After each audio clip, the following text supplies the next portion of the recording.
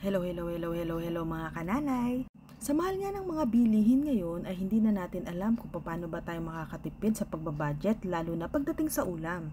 Kaya minsan mag-iisip na lang tayo ng healthy benefits na may bibigay nito. Para sa isda ay meron tayong galong gold na worth 400 pesos ang isang kilo. Meron din tayong 3 bunga ng patola at tig-kakalahating kilong sibuyas na puti, sibuyas na pula at bawang. Ito namang mga ito hindi natin ilalagay lahat sa lulutuin natin ngayon.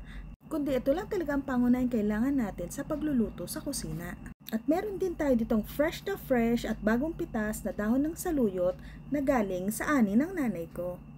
3 pirasong bunga ng kamote, talong at okra rin na pananim na galing din sa nanay ko.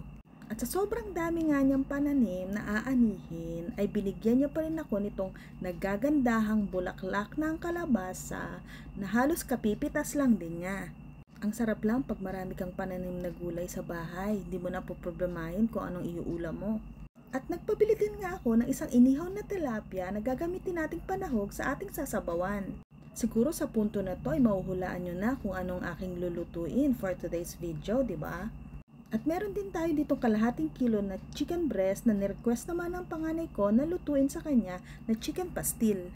Una ko nga palang ginawa ay pinakuloan ko na tong chicken breast natin at pagkatapos ay himay-himayin. At habang nakasalang naman ang manok, ay nilinis ko na rin at inasnan itong ating mga galong gold.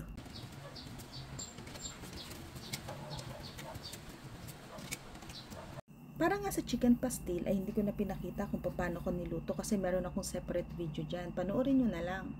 Pero as a recap lang, ginisa ko siya sa butter, mantika, sibuyas, bawang, sile, hinimay na chicken breast. Nilagyan ko rin siya ng pampalasa gaya ng paminta, toyo, oyster sauce, konting suka, katas ng atswete pampaganda ng kulay. Pakuluan lang natin siya hanggang sa matuyo ang sabaw. At pwede ka pa rin magdagdag ng mantika, depende sa gusto mo. At pag ganyan ang itsura, ay goods na yan. Mabalik nga pala tayo sa lulutuin nating gulay, ay meron nga pala ako ditong 2 klase ng mushroom. Actually, isang klase lang pala siya, ang pagkakaiba lang niya ay yung puti yung isa at yung naman isa ay brown. Shimeji mushroom nga pala ang tawag dito na nabili ko sa SM. Hiwain lamang natin yung mga dulo nila kasi ito yung lasang lupa. At pagkatapos naman ay huhugasan lang nating mabuti. Madali lang ang pagluluto nito. Una ay magpakulo lang tayo ng tubig, lagyan natin ng sibuyas, unahin natin tong kamote kasi ito yung matagal maluto. Maglagay din tayo ng pampalasa na bagoong na isda o bagoong na halubaybay, ang iba pang tawag dito. Haluin lamang natin sila. At habang pinakukuluan nga natin ang matigas na katawan ay umpisahan na rin nating ipirito itong ating mga galong gold. Pag malambot na, ilagay naman natin ang okra at talong. Pakuluan lang natin ang bahagya at isunod naman natin to mga patola natin. At nawala nga pala sa isip ko, dapat ang mga hiwa sa patola ay pahaba. Kaya iyan, paiba-iba ang hiwa ng patola natin, may pabilog, may pahaba.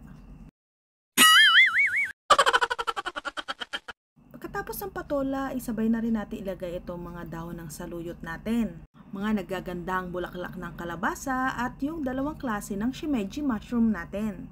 Sabay-sabay na natin silang pakukuluan dahil madali lang naman itong lumambot. At haluin lang natin sila ng konti para lumevel dun sa tubig yung mga gulay natin. Sa bandang huli ay dun ko naman nilagay ang inihaw nating tilapia pero depende na rin sa trip mo. Yung iba nilalagay sa una pa lang habang pinapakuluan, yung iba sa kalagitnaan pero sa akin gusto ko sa dulo na. Tatakpan lamang natin sila para sa tuloy-tuloy na pagpapakulo. Iyan at luto na ang ating bulanglang, dinengdeng o inabraw kung ano man ang tawag sa inyo dyan.